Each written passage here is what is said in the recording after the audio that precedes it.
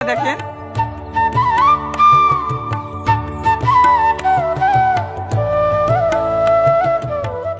বস মা বস। নাম কি মা? Angel Tuhina queen. ফেসবুকের নাম না মা, আধার কার্ডের নাম বলো। তুহিনা খাতুন। বাহ, খুব ভালো নাম। ভাই, মেয়ে আমাদের খুব পছন্দ। আপনাদের যদি এই বিয়েতে মত থাকে তাহলে আজকে আশীর্বাদ করে যাবো। কি বলছেন বলেন? আমার আবার আমাদের কি আছে, শুভ কাজে বেশি দেরি না করাই ভালো।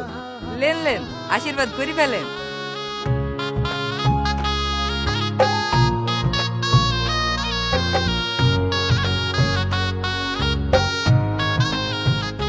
ঘটক সাহেব, তাহলে শুক্রবারের দিনটাই ফাইনাল করো। যেদিন খুশি সেদিন ডেট করগা। তুই করবো নাকি? মালা তো পেয়ে গেছি। এই মালালি থুবড়ি দিন রাতে বয়ফ্রেন্ডের সাথে পালাবো। বয়ফ্রেন্ডের সাথে পালাবি? দে আমার মালা দে। তুমি কি করে জানলে আমি পালাবো? এই তার মানে তো সত্যি সত্যি পালাতিক না? বুঝলেন তো কিসের লিখে মুখে পটে মেরেছিনু? এই 306 নম্বর মেয়েটাও ক্যান্সেল হয়ে গেল। ক্যান্সেল হয়ে গেলে আমি কি করব? জেনে শুনে বিষ খাওয়া যায় নাকি? এর থেকে কত খারাপ খারাপ মেয়ের বিয়ে হয়েছে, লোকে সংসার করছে না নাকি? ওরা জানে না তাই করছে। মনে যে এরকম মেয়ের সাথে সংসার করে যায় নাকি? তা যাবে কেনে? তোর ওই মনে তো সব শেষ করলো। বাড়ি আমি এত লিখ মেয়ে দেখতে পারবো না।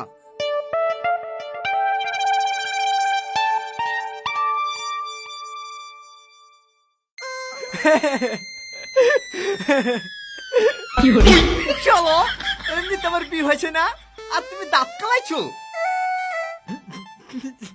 লেলে আর হাসছিনি। শালা যিনি এমন বর দিল, শেষ পর্যন্ত মেয়ে খুঁজেই পাচ্ছিনি।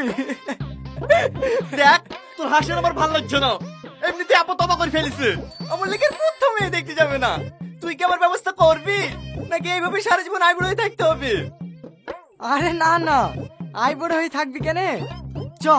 আমার গার্লফ্রেন্ডের একটা বান্ধবী আছে, হেব্বি দেখতে।